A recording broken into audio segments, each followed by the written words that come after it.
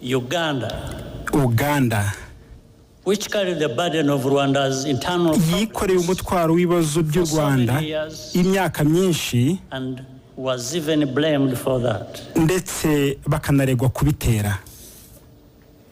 The leadership and the people of Ethiopia ubuyobozi bwa Eritrea na Ethiopia bwadufashije mu gutangira kwiyubaka icyo gihe. In fact, Prime Minister Abiy Ahmed, Minisitiri w'intebe wa Ethiopia Abiy Ahmed, who is here, yari hano, even served as a young peacekeeper akiri umusore mu butumwa bw'amahoro jenoside ikirangira. There is Kenya, hari Kenya, Burundi, the Democratic Republic of Congo, na Repubulika ya Demokarasi ya Kongo hosted large members bacumbikiye impunzi z'abanyarwanda benshi of Rwandan refugees and gave them a home. Babaha aho bitaga iwabo. Tanzania nayo and also played a unique role yarabikoze, bongeraho n'umwihariko mu bihe by'ingenzi harimo no kwakira imishyikirano y'amahoro yarusha. And here ahangaha ndagira ngo mvuge by'umwihariko nyakwigendera Perezida Julius Nyerere nk'uwubatse uwo musingi. The Republic of Congo, Repubulika ya Kongo, has been a productive partner yatubaye hafi mu kongera kubaka igihugu n'ibindi. Many of the countries represented here today also sent ntitwakwibagirwa n'ibindi bihugu bihagarariwe hano batanze abana babo mu butumwa bwo kubungabunga amahoro mu Rwanda. Those soldiers abo basirikare ntabwo batereranye u Rwanda. It was the international community n'umuryango mpuzamahanga wadutereranye, whether yaba from contempt ari ukubera ubugwari cyangwa agasuzuguro. Among those here with us today, mubaraha uyu munsi the widow ndashimira madamu of the late captain, umukobwa wa Captain Mbaye Diagne of Senegal, wo muri Senegal, who died a hero, waguye nk'intwari, as he rescued many Rwandans akiza abanyarwanda from death. At the United Nations Security Council in 1994, mu kanama k'umuryango k'umutekano k'umuryango w'abibumbye mu 1994 came from abahagarariye Nigeria, the Czech Republic, Repubulika ya Czech, and even as far away as ndetse no hirya kure their ambassadors New Zealand bahagaze kukuri. Abari bahagarariye ibyo bihugu bagize ubutwari bwo kwita jenoside icyari cyo and resist political pressure banga igitutu cya politiki from more powerful countries to hide cyo guhisha ukuri ibihugu bikomeye byabashyiragaho. Ambasaderi Ibrahim Gambari wa Nigeria and Czech ambassador Karol Kovanda na ambasaderi Karol Kovanda wa Repubulika ya Czech, and we applaud you. bari hano uyu munsi hamwe natwe, turabashimira cyane. Even in countries where government policy was no mu bihugu aho politiki ya leta yari ku ruhande ruhabanye n'amateka, both during the genocide and even after, muri jenoside ndetse na nyuma yayo, there were always individuals hari abantu bahagaze ku kuri for their honesty and humanity. no kuba umuntu. We shall always be grateful.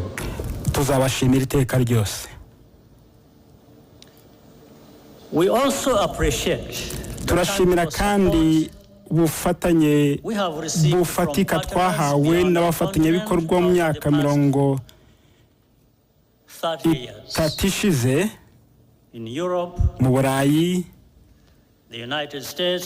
Amerika, Aziya n'imiryango myinshi mpuzamahanga n'abagira neza. A notable example of solidarity came to us. Urugero rw'ubufatanye rugaragara rwavuye muri Afurika y'Epfo, one among many. Rumwe muri nyinshi. Indeed, the entire arc ndetse wavuga ko of our continent's hopes icyizere and agonies n'akababaro in those few months of 19 by'umugabane wacu byagaragaraga muri ayo mezi make yo mu 1994 ubwo Afurika y'Epfo yahagarikaga ivangura bwoko na Nelson Mandela gatorwa nka perezida. Mu Rwanda harimo gukorwa jenoside ya nyuma y'ikinyejana cya 20.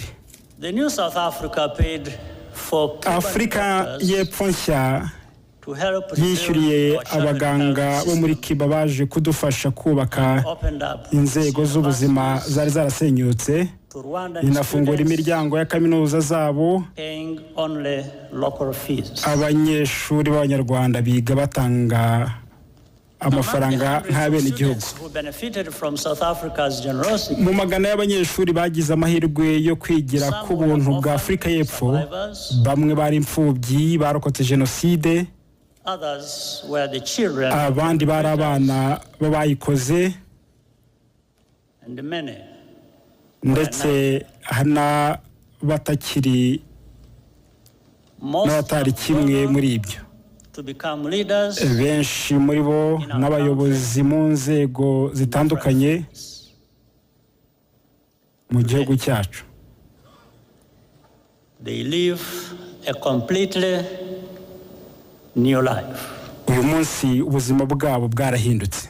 What lessons have really been learned about? Nayahe masomo twize kuri kamere ya jenoside n'agaciro k'ubuzima? I want to share a personal story. Ndagira ngo mbabwire inkuru ntaragira uwo nyibwira.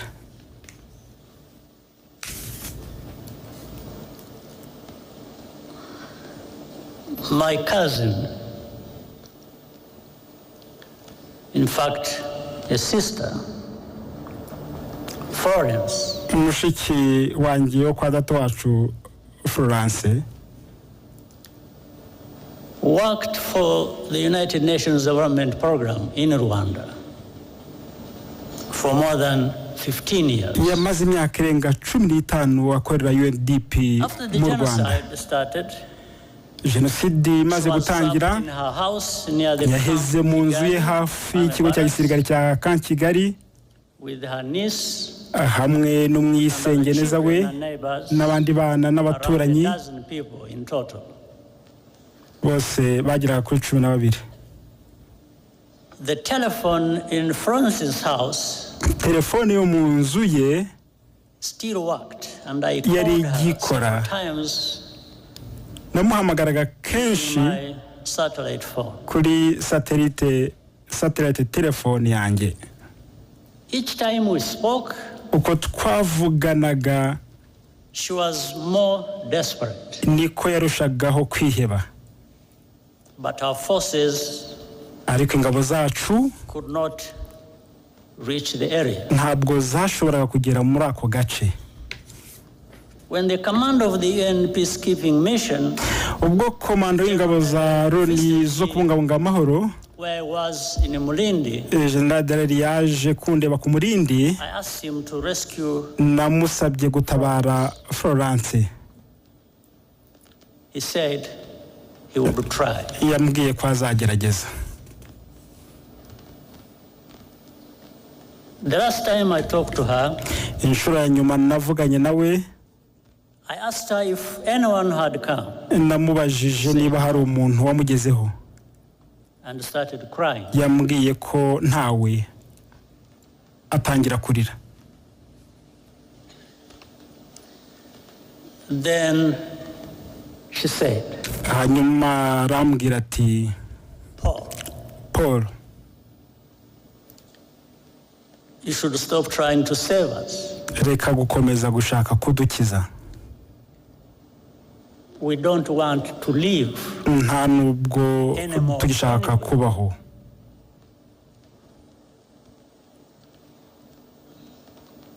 I quickly understood what she was saying. ahise numva ibyo ashaka kuvuga. And she hung up.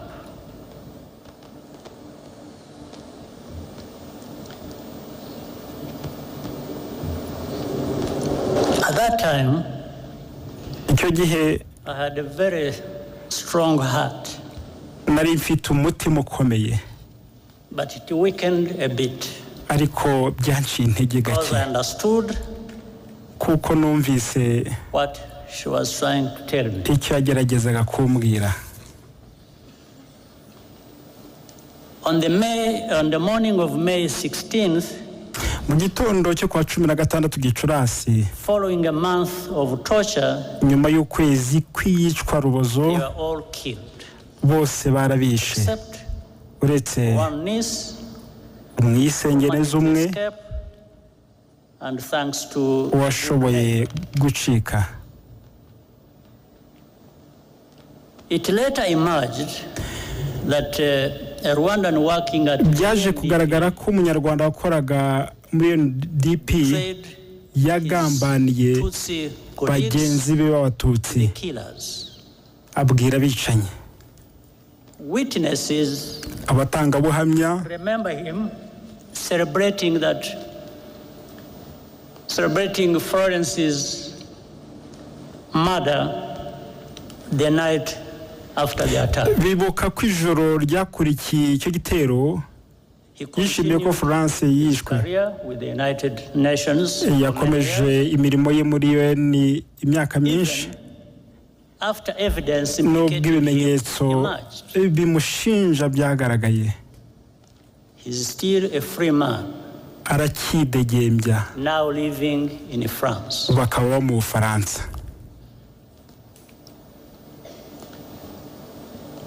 I asked General Dallaire what happened. Nabaje General Dallaire ko byagenze. He said that his soldiers yambwiye ko abasirikare be basanze bariyeri y'interahamwe and so they turned back hafi y'inzu ye, just like that. barahindukira bisubirirayo. Meanwhile, muri icyo gihe he conveyed to me a note yanzaniye ubutumwa from the United States ambassador bw'ambasaderi w'Amerika to protect diplomats and foreign teka ko tugomba kurinda abadiplomate n'abasivile b'abanyamahanga by road to Burundi bahungaga bajya i Burundi from attack by the militias. banyuze mu nzira y'umuhanda ngo baticwa n'interahamwe. Things happened same time. I don't need to be instructed to do something that ntabwo byari ngombwa kumbwiriza gukora ikigomba gukorwa n'undi. That's what I was going to do.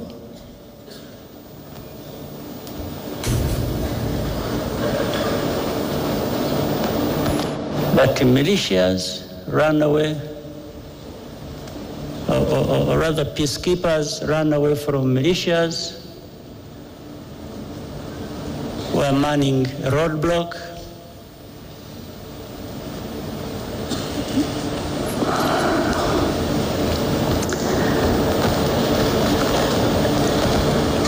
I do not blame General Dallaire.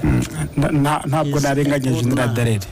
Ni umuntu mwiza The best that could be done wakoze ibyo yashoboraga in the gukora worst conditions imaginable, mu bihe bibi cyane, and who has consistently borne witness to the truth, ariko muri iryo tandukaniro ry'izo ngero zombi the personal cost.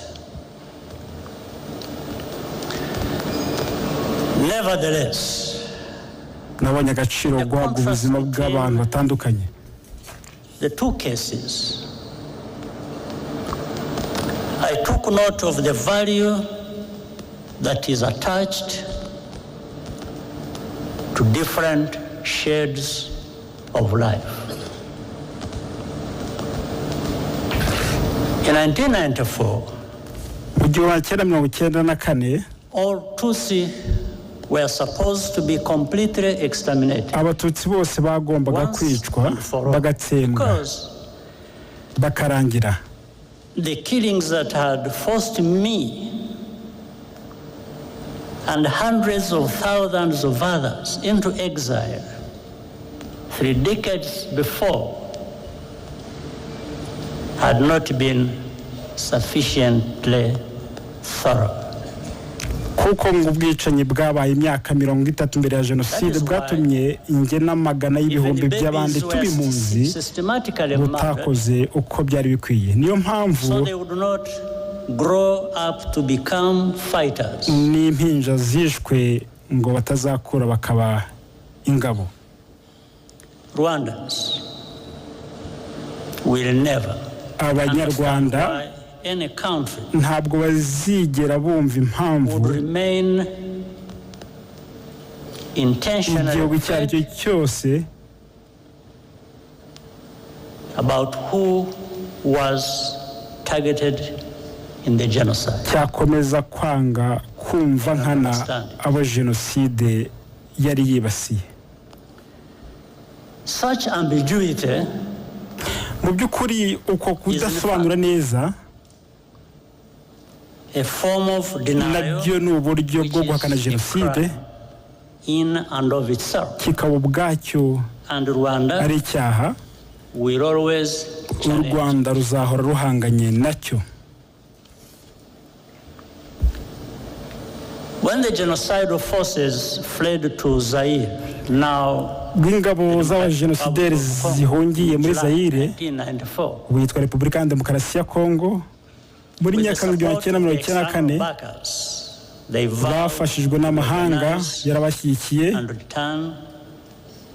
to complete the genocide. Barahiye ko bazagaruka kurangiza jenoside. They conducted hundreds bagabye ibitero by'iterabwoba mu Rwanda over the next 5 years. mu myaka 5 yakurikiye bibasira abarokotse jenoside n'abandi banyarwanda banze guhungana nabo bitwara ubuzima bw'ibihumbi by'abantu. The remnants of those forces are still in Eastern, bamwe muri abo barwanya ibiterabwoba baracyari mu burasirazuba bwa Kongo aho bashyigikiwe na leta in full view of the United Nations, ingabo za Loni zo kurinda amahoro zibireba. Their objectives intego zabo ntabwo zahindutse. And the only reason this group kandi impamvu aka gatsiko today known as FDLR kitwa FDLR has not been disbanded kataraseswa is because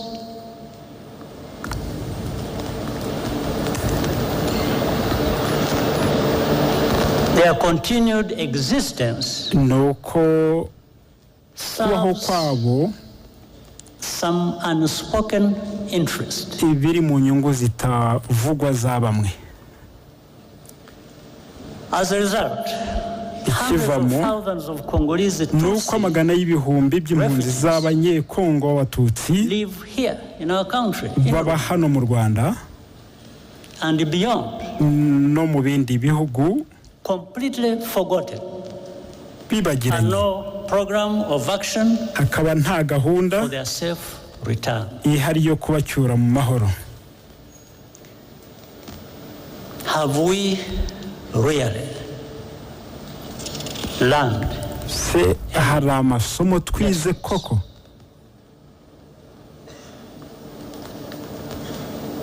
We see too many actors, tubona abantu benshi even some from Africa, ndetse n'abo muri Afurika getting directly involved as babyinjiramo mu gihe politiki y'amoko ishyirwa imbere, and ethnic cleansing itsemba ry'amoko ritegurwa rikanashyirwa mu bikorwa.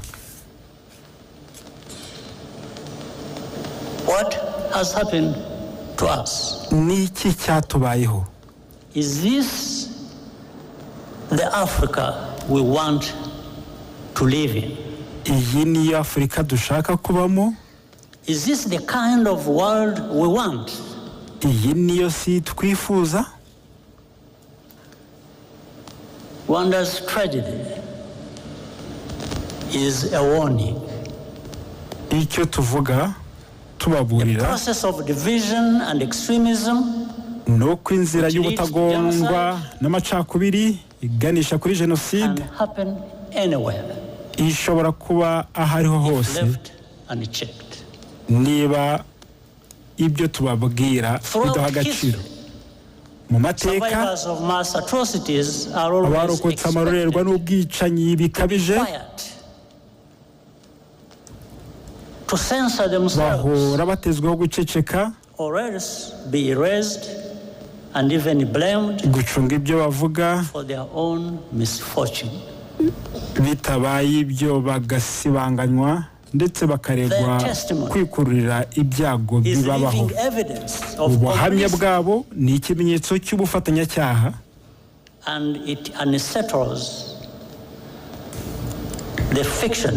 kandi bunyomoza ibyo bahimba, bibwira ko bituma umutimanama w'abatuma bibaho n'abarebera utekanye. Uko Abanyarwanda bafata inshingano zo kurinda umutekano n'agaciro byabo, niko kurwanya ukuri kwa jenoside no kuyihakana nabyo byiyongera. Uko igihe gihita mu bitangazamakuru bifitwe n'abakomeye muri iyi si, victims are rebranded as villains. Abahohotewe bagahindurwa abagome, and even this very moment ndetse no muri uyu mwanya wo kwibuka as a mere political, ntibawuha agaciro ahubwo bakavuga ko ari amayeri ya politiki gusa. It is not. Ntabwo ari byo. It never has been. Ntabwo byigeze bibaho. Our reaction to such a hypocrisy kuri twe ni ukuyobya uburari kandi si byo kwihanganirwa.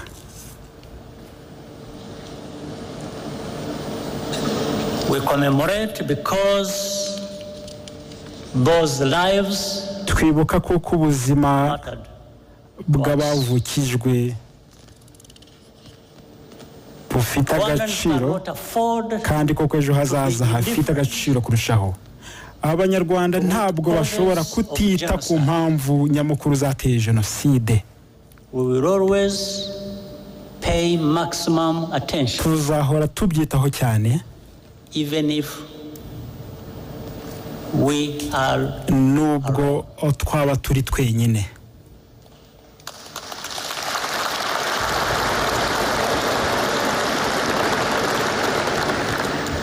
But what we are seeking ariko icyo dushaka is solidarity ni ubufatanye and partnership to recognize and confront no kumenya no guhangana n'ibibazo hamwe as a global community. Nk'umuryango mpuzamahanga.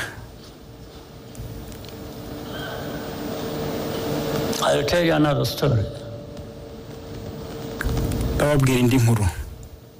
One night, ijoro rimwe, in the later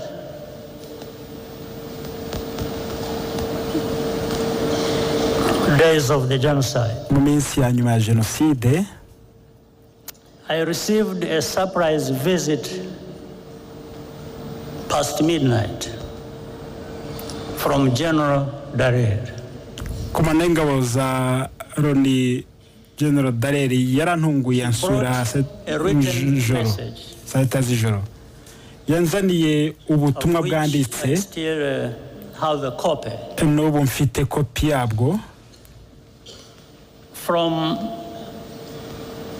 the French general commanding the force that France had buvuye ku mujenerali w'umufaransa uyoboraga ingabo zabo zari zimaze kugera mu burengerazuba bw'u Rwanda. Operation Turquoise.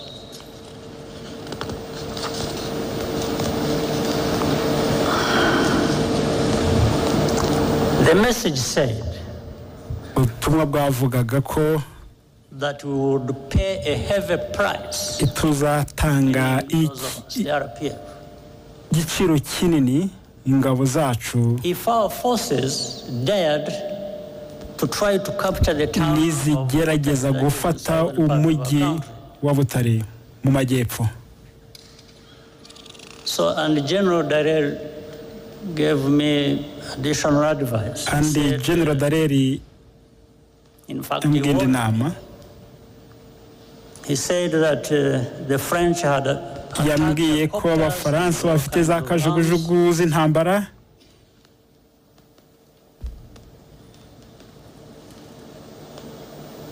every kind of heavy weapon, imbunda nini zikomeye z'ubwoko bwose, and therefore were prepared kandi ko biteguye kuzikoresha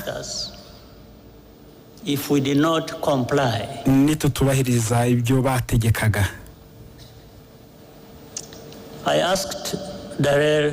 asked him whether nabaje Dallaire French ni b'abasirikare b'abafaransa bava amaraso nkatwe.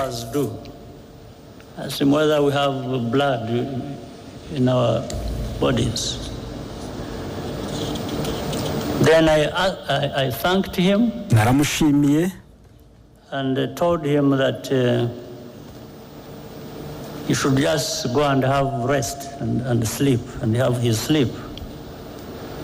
After mubwira ko agenda akaruhuka after giving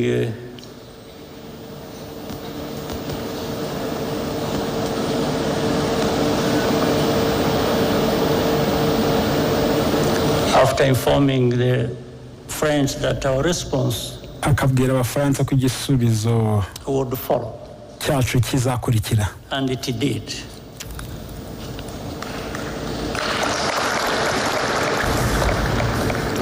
I immediately radioed the commander of the forces that ako kanya nahamagaye kuri radiyo umuyobozi w'ingabo zacu muri ako karere. In that area is called Fred Ibingira. Fred Ibingira. And told him to get ready. mubwira ko yitegura gutera. And move to fight. We took Butare, which we were being warned not to enter. We took that town at dawn. twafashe umujyi Butare mu museke. Within weeks, the entire country had ibyumweru bike igihugu cyose cyari cyafashwe. And we began rebuilding. akazi ko kucyubaka We karatangira. did not have the kind of arms that were being used to threaten us. twari dufite izo ntwaro zakoreshwaga mu kudutera This is ubwoba. our land. This is our country. Those who bleed will bleed over it.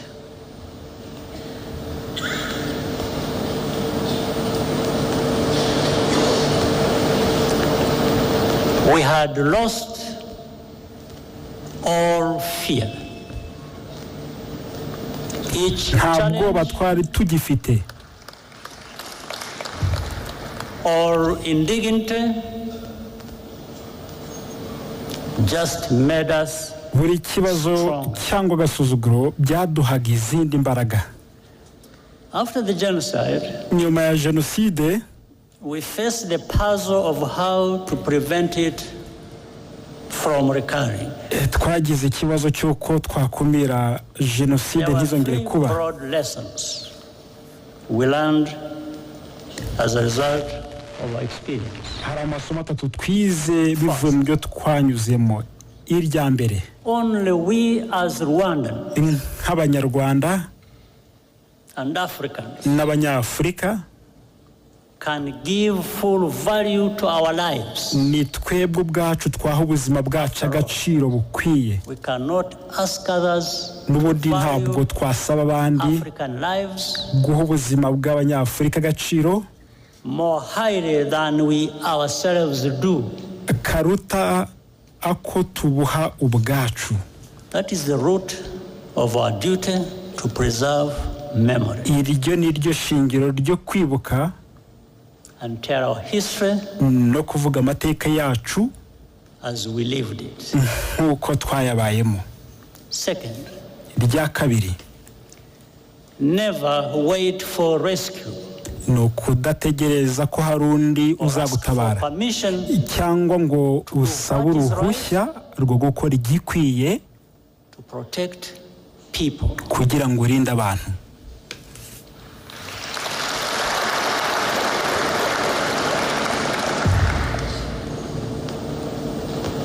And that's why some people must be joking when they threaten us with all kinds of things and they don't know what they're talking about.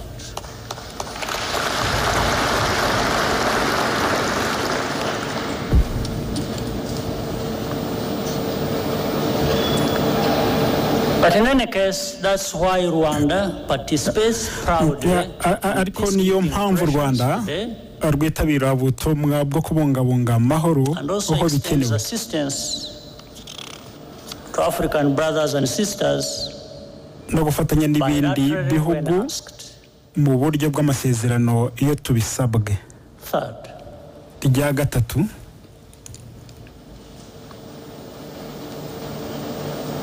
stand firm against the politics of ethnic populism. shikama urwanye politiki ishingiye ku moko uko yaba iteye kose. Genocide is populism in its purified form. Jenoside no gushaka gushimisha ubwoko bumwe wangisha ubundi, kubera ko ibiyitera ari politiki must be as well. n'ibisubizo nabyo bigomba kuba For that reason, politiki. our politics kubera iyo mpamvu politiki yacu is not organized on the basis of ethnicity or religion. ntabwo ishingiye ku bwoko cyangwa And idini, it never will be again. kandi ntabwo izongera kubishingiraho. The life of my generation has been ubuzima bw'abo mu gihe cyanjye of genocidal violence. habayemo isubiramwo ry'ubwicanyi bwa jenoside Intervals buri myaka 30 from the early uhereye 1960 to 1994 mu 1994 to the signs we see kugeza ku bimenyetso tubona muri aka karere ubu ngubu muri 2024. Only a new generation of young people have the ability urubyiruko nibo bonyine bafite ubushobozi bwo kugarurira igihugu ubuyanja no kugikiza nyuma ya jenoside. umurimo wacu ni ukubaha umwanya n'ibikoresho kugira ngo bacire iryo garuka ry'ubwicanyi, kandi barabikoze. What gives us hope and confidence ikiduha icyizere are the children n'aba bana we saw in the performance area twabonye mu kanya bakina, cyangwa urubyiruko rwashyizeho urugendo rwo kwibuka ruri bube mu masaha ari imbere. Nearly 3/4 of Rwandans today hafi bitatu bya kane by'abanyarwanda bari hasi y'imyaka 35 y'amavuko. They either have no memory of the genocide ntabwo bibuka jenoside or were not yet born. cyangwa ntabwo bari bakavutse. Our youth are the guardians of our future. Urubyiruko rwacu nibo barinzi b'ejo hacu. And the foundation of our unity. N'umusingi w'ubumwe bwacu. With a mindset that is totally different. Bafite imyumvire itandukanye The generation before. N'ibisekuru byababanjirije. Today, uyu munsi, it is all Rwandans who have conquered fear. N'abanyarwanda bose batsinze ubwoba. Nothing can be worse than what we have already experienced. Nta cyaba kibi kuruta ibyo twanyuzemo. This is a nation of 14 million people cy'abantu miliyoni 14 who are ready biteguye to confront any attempt guhangana n'icyari cyo cyose cyashaka kudusubiza inyuma.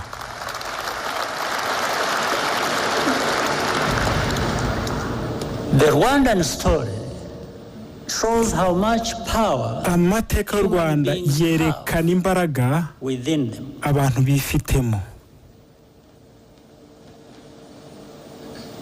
Whatever power you do have, imbaraga ufite izo arizo zose, use it ukwiye kuzikoresha kuvuga ukuri and do what is right. no gukora ibikwiye. During the genocide, people were sometimes muri jenoside abantu rimwe na rimwe bahabwaga uburyo bwo guhitamo kwishyura ngo bapfe. There is another story. Batababaye cyane. Hari inkuru I learned about numvise icyo gihe it always sticks in my mind. Yangumye mu mutwe. About a woman at a roadblock. Iyo mugore kuri bariyeri. In her final moments. Mbere yuko yicwa. She left us a lesson that even yadusigiye isomo buri Nyafurika should live by. Akwiye kugenderaho mu buzima bwe. African should live by this lesson. When asked by the killers how she wanted to die, abicanyi bamubajije uko yifuzaga gupfa. She looked them in the eye. Yabarebye mu maso. And spit in their face. Nuko arabacira. Today, uyu munsi, because of the accident of survival, kubera ko twagize amahirwe yo kubaho, our only choice is what life we want. Amahitamo dufite ni ugushaka ubuzima twifuza. Our people will never, ntabwo abantu bacu be left for dead again. Bazongera kubaho nk'abapfuye.